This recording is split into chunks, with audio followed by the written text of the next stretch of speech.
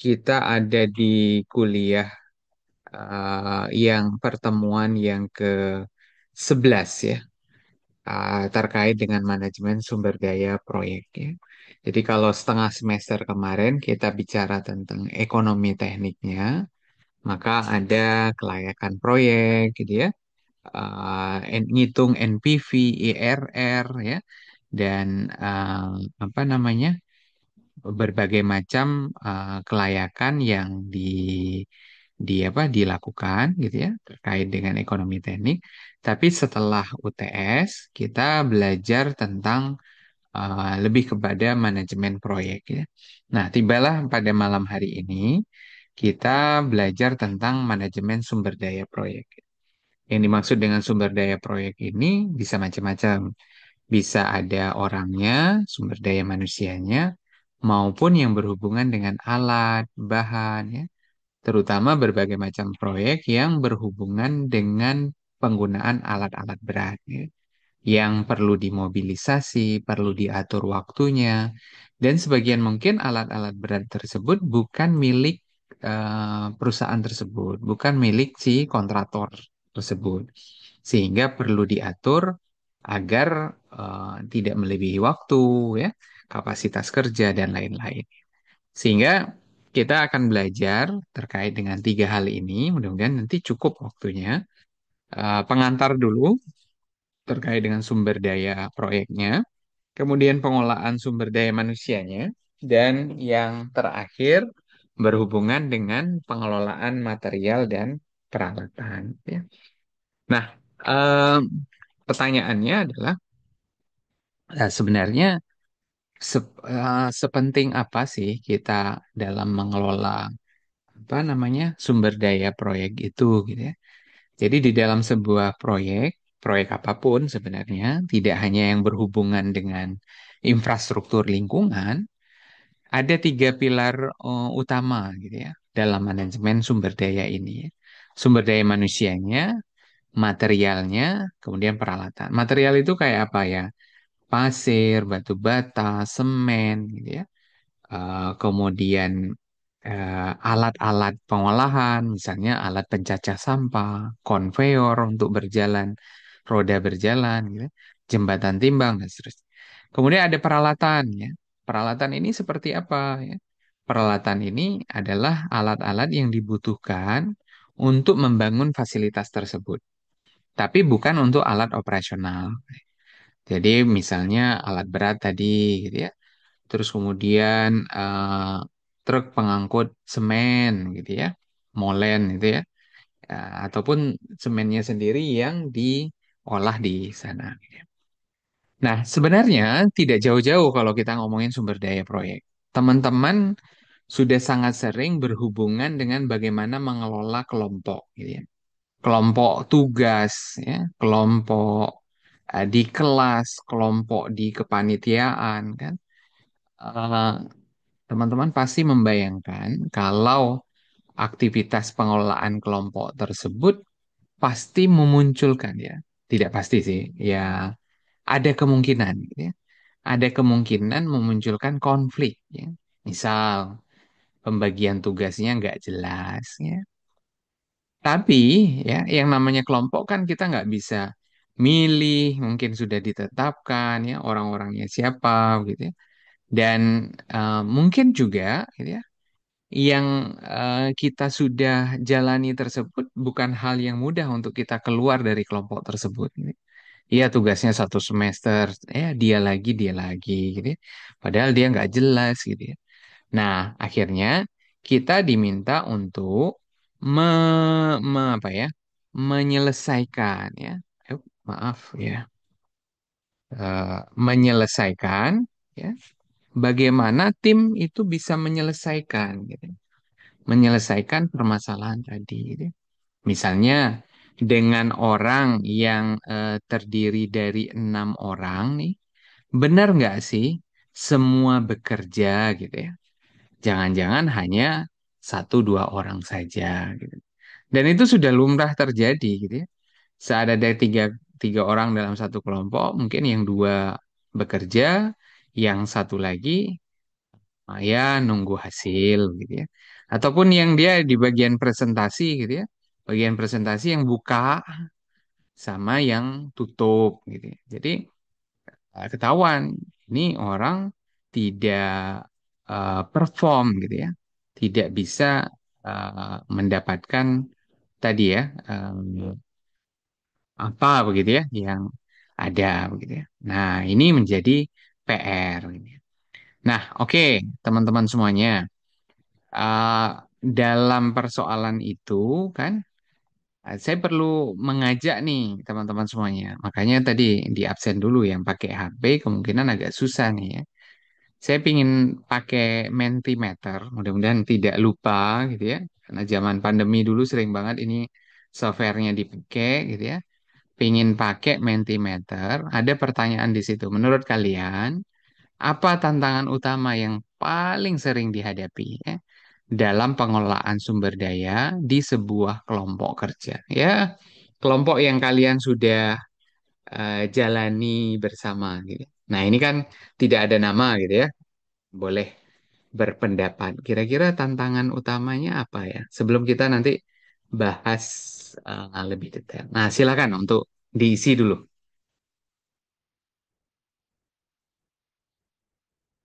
Jadi, saat kita berbicara sumber daya, maka eh, kan pertanyaannya adalah bagaimana menjamin ya keterkaitan berbagai sumber daya itu agar dapat berjalan sesuai dengan rencana yang berantakan banget ya.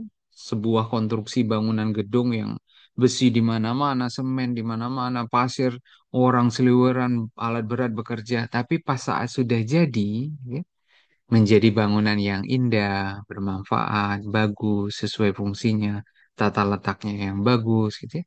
Jadi artinya saat kita mengkoneksikan semuanya, itu menjadi PR besar bagaimana supaya menselaraskan ya, sumber daya itu dapat berjalan sesuai dengan rencana. Gitu. Nah, di dalam lapangan, di lapangan itu sendiri, sangat mungkin kita nemukan kondisi yang seperti ini. Gitu. Misalnya contoh alat berat yang sudah direncanakan akan digunakan dalam hari-hari ini, begitu ya, ternyata rusak, gitu ya. Nah, pertanyaannya, apa yang harus dilakukan? Siapa yang melakukan? Bagaimana exit plan yang lain ada nggak ya? Plan B yang lain, plan C yang lain, gitu ya. Bagaimana dengan rencana waktu kerja? Jadi, inilah pentingnya urusan dalam pengelolaan sumber daya proyek yang pastinya sangat berhubungan dengan materi sebelumnya, berhubungan dengan estimasi waktu, ya, waktu dari kerja tersebut. Jadi, kepentingan pengelolaan sumber daya proyek mudah-mudahan teman-teman bisa paham ya. Karena satu aktivitas yang terhambat, maka akan menghambat aktivitas yang lain. Kira-kira gitu ya. Nah, bagian yang kedua, ya, kita sudah lihat pengantar dulu. Bagian yang kedua, apa yang akan kita pelajari? Gitu ya. Kita akan masuk ke dalam bagian pengelolaan sumber daya manusia, ya, SDM-nya. Gitu. Nah, ini adalah tenaga kerja yang terlibat dalam proyek ya, untuk menyelesaikan berbagai macam tugas. Jadi dia akan dibagi. Ada jadi siapa, ada yang jadi manajer, ada yang jadi tukang, ada yang jadi mandor, ada yang bagian konsumsi, ada yang bagian ya macam-macam. Posisinya banyak dan setiap orang memiliki tanggung jawab yang berbeda, tapi satu tujuannya. Gitu. Tujuannya supaya mencapai proyek itu bisa terlaksana. Gitu. Nah, untuk apa sih sebenarnya ya ngomongin tentang manajemen SDM ini begitu ya? Yang pasti kita untuk yang pertama adalah mengoptimalkan ya produktivitas dan kinerja tim. Ya. Jadi orang-orang dengan berbagai macam posisi, dia pergi pagi berangkat, pulang sore dia jelas akan ngapain saja. Seperti kita kuliah lah, ada jadwal, masuk ke kelas ini, masuk ke kelas ini. Jadi sudah terdata dengan baik terkait dengan apa yang akan dilakukan. Nah, yang kedua adalah menjaga agar proyek itu berjalan tepat waktu dan sesuai dengan anggaran. Nah, ini yang paling penting nih. Karena tadi ya, misalnya contoh alat berat yang rusak, ya, butuh waktu untuk memperbaiki. Ya. Sementara ada aktivitas yang lain yang bergantung kepada selesainya pekerjaan alat berat tadi, gitu ya. Oh, nggak bisa nih ke arah sana ya, di ujung sana itu perlu dibangun sesuatu. Nah, untuk menuju ke ujung sana kita butuh jalan. Alat berat ini untuk meratakan jalan tadi. Sementara dia rusak. Berarti ada timeline pekerjaan yang tidak sesuai. Ya. Kemudian memastikan bahwa keahlian yang tepat tersedia pada waktu yang tepat. Nah, orang di dalam proyek itu dia ada yang bekerja parsial. Ya. Ada yang hanya dibutuhkan 2 bulan pertama. Ada yang dibutuhkan 2 bulan berikutnya.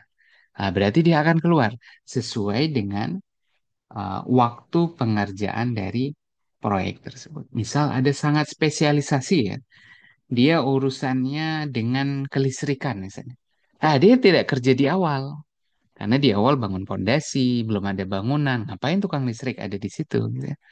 Jadi dia akan kerja belakangan. Jadi memastikan bahwa keahlian yang tepat tersedia pada waktu yang. Nah, ini pentingnya pengelolaan SDM. Dalam manajemen proyek ini sangat penting ya. Nah, bagaimana mengidentifikasi ya, kebutuhan SDM dalam sebuah proyek itu? Ini butuh berapa orang sih, gitu ya? Pertanyaannya gitu. Ini butuh berapa tukang, butuh berapa manajer, gitu ya? Jangan-jangan cuma satu cukup, dua, dan seterusnya. Yang pertama yang perlu dilakukan adalah kita perlu menganalisis proyeknya, skalanya, kompleksitasnya, tahapannya. Dari dokumen apa? Dari DED, Detail Engineering Design. Dari FS yang sebelumnya sudah dibuat juga. Gitu. Jadi ada analisis proyek. Bahkan di DED tersebut pun sudah keluar sebenarnya jumlah pekerja, tapi boleh disesuaikan. Gitu. Kemudian keterampilan yang diperlukan. Menentukan keahlian teknis seperti insinyur, teknisi, ataupun non-teknis ya, seperti manajer proyek, tim komunikasi. Jadi orangnya jelas ya, dalam analisis proyeknya, keterampilan yang dibutuhkan juga jelas. Sehingga ketahuanlah ya, jumlah tenaga kerja yang dibutuhkan untuk mengerjakan proyek tersebut. Gitu. Jadi ini proses identifikasi. Satu, analisis proyeknya, skalanya. Yang kedua, keterampilan apa saja yang dibutuhkan. Oh, kita butuh tim untuk apa ya? Untuk pengecoran lantai, ya. Lantai suatu IPAL. Ya. Berarti ada tambahan, tukang tambahan untuk ngecor dalam waktu singkat tersebut. Mungkin 1 malam selesai cor. Berarti dia akan bekerja di 1 malam tersebut. Berapa jumlahnya? 20 orang. Tambahan pekerja 20 orang. Gitu. Nah, yang menarik ternyata teman-teman semuanya em, ada ada yang bisa ya. Jadi ada rencana pembagian tugas itu secara teori itu ada namanya matriks. Matrik Raci namanya. Nah, Raci ini ada kepanjangannya ya. Responsible, accountable, consulted, dan informed. Ya, jadi bagi tugasnya berdasarkan tanggung jawabnya, gitu ya. Misalnya dengan kode R, orang yang bertanggung jawab melaksanakan tugas. Berarti pelaksana tugasnya itu dia, R kodenya. Accountable, orang yang memiliki otoritas untuk mengambil keputusan dan memastikan tugas selesai. Untuk mengaccount si R tadi, gitu ya. Jadi kepalanya si R tadi, gitu ya. Oh, ini kamu sudah bisa mulai. Oh, ini sudah bisa stop. Oh, ini pekerjaanmu bagus. Oh, kerjaanmu harus dikurangi. Oh, kerjaanmu harus diulang, gitu ya. Itu A kodenya. Kemudian yang tiga, ya, yang C ini, orang yang perlu memberikan input atau pendapat. supaya si R ini bisa bekerja, gitu. Dan yang keempat, ya, inform, ya, orang yang perlu diberi informasi tentang perkembangan tugas, laporan, gitu ya. Kita laporannya ke siapa? Jadi RACI ini, ya, adalah metode yang untuk menentukan. Nah, eh, tabelnya kira-kira gini, teman-teman. Jadi sebenarnya sangat gampang ya. Responsible, accountable, consulted, dan inform. Nah, pembagiannya kira-kira gitu. Misal ya, untuk mendefinisikan fungsi dari suatu bangunan nih, dan keperluan nilai-nilai estetis dari bangunan. Ya. Oh, project manager itu cukup dikasih laporan. Konsultan itu cukup dikasih laporan. Untuk bisa konsultasi bisa dengan arsitek. Oh, kontraktor itu cukup dikasih laporan saja. Yang melakukan siapa? Misalnya klien. Kasih nih informasi. Saya butuh ruang ini, saya butuh ini, tampilannya ini ada di sini, dan seterusnya. Gitu ya. Jadi ada pembagian tugas. Nah, ini untuk mengakses risiko. Risiko apa saja ya? Risiko terlambat, risiko kecelakaan kerja, gitu. Nah, yang menghitung ya, itu adalah project manager yang bisa menyetop dan seterusnya. Yang melakukan siapa? Si konsultan. Yang eh, apa? Yang perlu diinfokan adalah si arsiteknya. Yang perlu untuk dikomunikasikan adalah kontraktornya. Kliennya cukup diinfokan. Oh Pak Bu, ini ada kemungkinan ini dan seterusnya. Jadi Rasi ini adalah alat manajemen yang digunakan untuk mengidentifikasi dan membagi peran serta tanggung jawab dalam sebuah proyek. Gitu ya. Nah, nanti kita sebentar lagi kita akan latihan ya, untuk mengisi ya, RACI. Ini saya sudah siapkan instrumen. Tapi sebelum itu kita pengen ini sebelum setelah slide ini ya. Keunggulan matrik ini adalah dia bisa memastikan kejelasan perannya, ya. Walaupun nanti bisa dengan kode yang sama. I-nya dalam satu baris ada dua, ya. Boleh saja. Mencegah duplikasi tugas, bisa jadi ya. Meningkatkan efisiensi pasti, dan ada kemungkinan mengurangi konflik. Karena tadi dia berubah-berubah ya. Kadang yang dia diberi laporan, kadang dia yang melakukan, ya. Karena tahapan proyek yang berbeda-beda. Oke, sampai di sini sebelum kita lanjut, mungkin ada yang ingin ditanyakan. Nah, baik, di bagian yang ketiga, gitu ya, kita akan bicara tentang tadi sudah masuk di bagian yang kedua, hubungannya dengan SDM. Nah, ini bagian yang terakhir nih, ngomongin tentang material dan peralatan. Jadi, material peralatan dengan ya berbagai macam gambar yang ada untuk aktivitas pembangunan yang direncanakan. Itu mulai dari perencanaan, pengadaan, pengiriman, penyimpanan, pemeliharaan, gitu. It- Semua masuk dalam aktivitas pengelolaan tersebut. Jadi masuk dalam aktivitas pengelolaan itu. Nah, tujuannya apa? Gitu ya. Tujuannya untuk menjamin ketersediaan material dan peralatan tepat waktu. Ini kan menjadi hal yang penting. Tepat waktu. Supaya, gitu ya, supaya eh, tidak ya, menghindari pemborosan, penumpukan material, gitu, dan meminimalkan kerusakan atau downtime dari peralatan tersebut. Ya. Jadi peralatannya tidak efektif untuk digunakan, gitu ya. Jadi ini menjadi hal yang penting, gitu ya. Nah, bagaimana ya perencanaan dari kebutuhan material seperti tadi kita mengidentifikasi pada saat SDM, maka ada proses identifikasi dulu ya. Identifikasi material, estimasi volumenya berapa, gitu ya, penjadwalan pengadaan, kemudian metode penyimpanannya seperti apa. Oh, ya, Jadi ya. ini menjadi hal yang penting untuk dilakukan supaya kebutuhan materialnya bisa menjadi lebih jelas, gitu. Sebenarnya kita butuhnya berapa, gitu. Nah, untuk proses ini, identifikasi, estimasi volume, penjadwalan pengadaan, metode penyimpanan, satu dan dua itu sebenarnya sudah terjawab dari aktivitas FS dan DED. Satu dan dua, ya. Tapi yang ketiga dan empat itu lebih ke manajemen proyeknya saat proyek itu dilakukan, gitu. Jadi ada sedikit perbedaan. Nah, dalam sama halnya dengan SDM tadi ada metode RACI tadi, ya, RASI tadi. Di dalam material ini juga ada metode. Jadi, secara umum itu ada dua metode. Metode apa? Ini metode karena yang paling penting, gitu ya, untuk menjaga kualitas, maka ada metode yang berhubungan dengan aktivitas penyimpanan.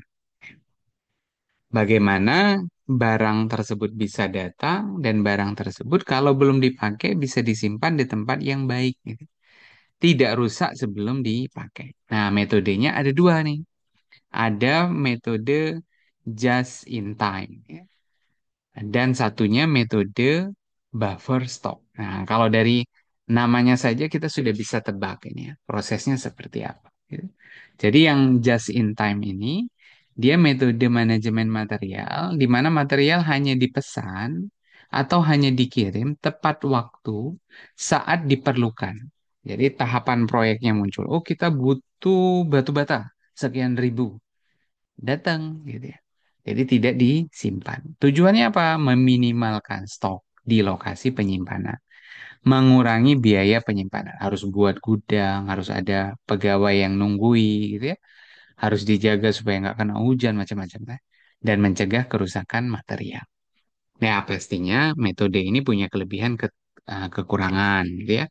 Kelebihannya efisiensi biaya, karena tidak pakai biaya-biaya penyimpanan tadi, ya. Menghindari tumpukan material. Nah, ini cocok untuk lokasi-lokasi yang di wilayah perkotaan.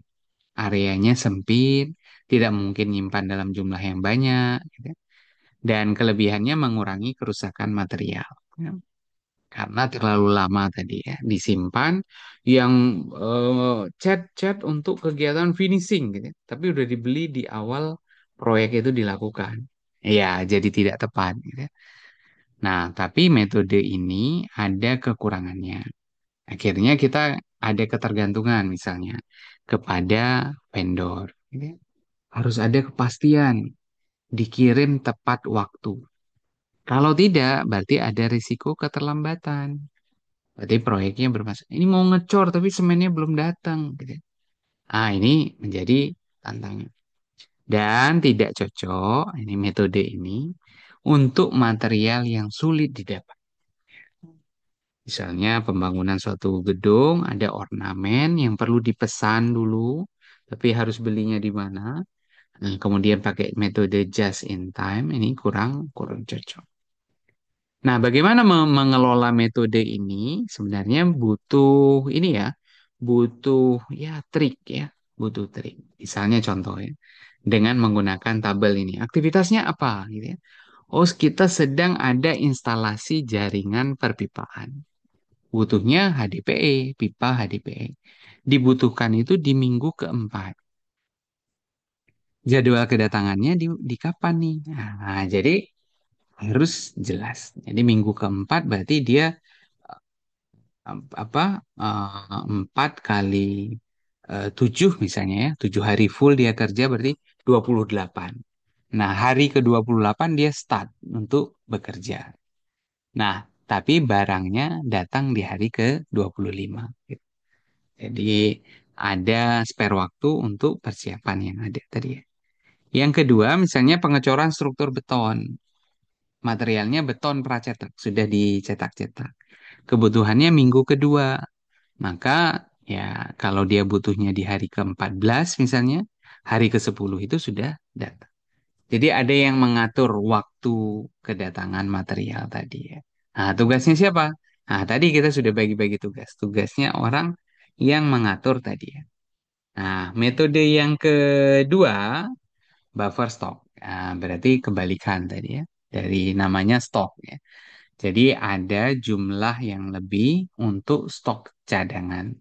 Untuk antisipasi keterlambatan pengiriman atau permintaan yang mendadak. Oh, butuh batu bata untuk proyek ini kira-kira 10.000. Nah, kita pesen 13.000.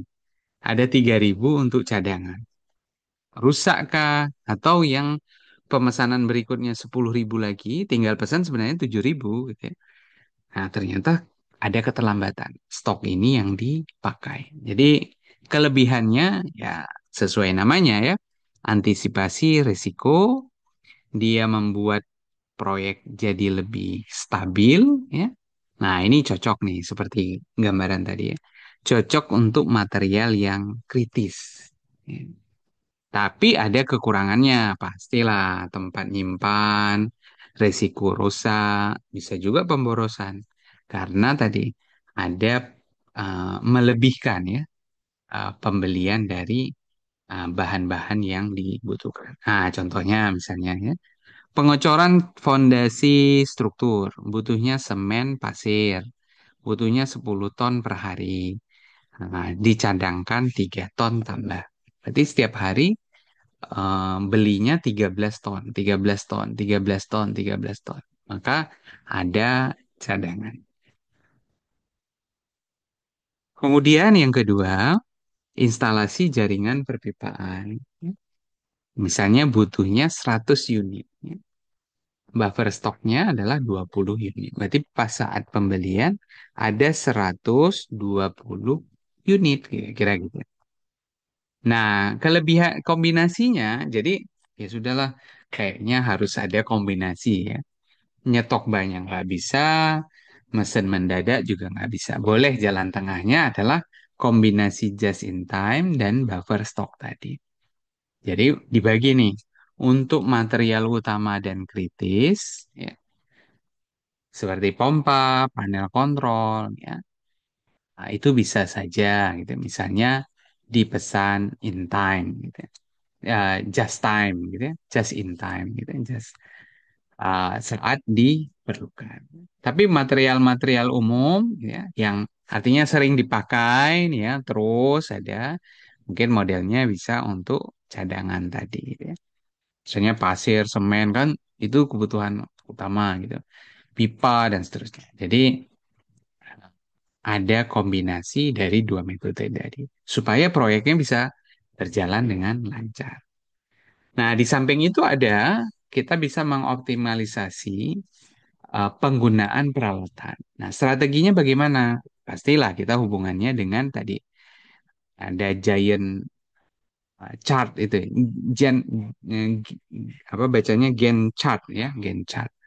Terus kemudian ada preventive maintenance supaya tidak cepat rusak gitu ya. Harus ada maintenance yang sifatnya adalah pencegahan. Yang berikutnya strateginya ya kita mau beli kah atau kita bisa sewa gitu ya. Nah, ini harus dihitung. Oh, beko nih kalau mau beli pasti mahal. Sewa juga lumayan harian. Sementara proyek kita masih panjang. Oh, kayaknya kita butuh beli beli saja deh. Beli cukup, kemudian bisa untuk dijual kembali atau bahkan disewakan kepada pihak lain. Jadi perlu dihitung. Nah, tantangannya apa? Ya, tantangannya apa? Tantangan dalam pengelolaan material dan peralatan ini, ya pasti tadi ya, kita sudah lihat ada keterlambatan pengiriman material. Kehilangan kerusakan, ya tukangnya yang ngambil, masyarakat di sekitar juga ngambil, atau rusak ya, karena cuaca, karena penyimpanan yang tidak baik. Dan yang paling sering ini urusannya dengan downtime peralatan. Nah, ini menjadi menarik saat kita sewa peralatan tersebut, gitu ya. Sewa tinggal telepon, Pak, ini tolong diganti yang baru ya, ini rusak, gitu. Nah, sesuai dengan MOU-nya, perjanjiannya bahwa apakah boleh nih diganti dengan yang lain. Nah, solusinya ya, solusi dari masalah-masalah tadi vendor manajemen ya, pemilihan pemasok yang terpercaya. Oh, percaya sekali saya sama Supen.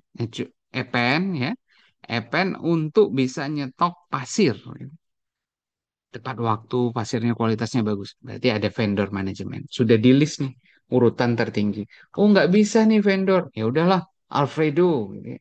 Ya, sudah masuk list yang kedua. Oh nggak bisa juga. Berarti Fadil. Nah, list yang ketiga. Nah, inventory management system, sistem digital untuk memantau stok material dan jadwal pengiriman. Ini sangat penting untuk proyek-proyek yang eh, besar gitu dan jangka waktunya. Kemudian ada maintenance schedule. Makanya tidak heran di motor kita ada jadwal kapan harus servis lagi, kilometernya berapa, waktunya berapa, mana yang duluan. Ya, itu ada catatan. Gitu. Nah, kalau punya alatnya banyak, berarti perlu manajemen ya untuk menschedulekan jadwal tadi. Nah, mungkin itu yang bisa saya sampaikan dalam pertemuan hari ini dan mudah-mudahan bisa bermanfaat bagi teman-teman semuanya. Nah, sebelum kita akhiri, ya, mungkin ada pertanyaan-pertanyaan menarik terkait dengan materi ataupun tugas, sangat boleh. Silakan.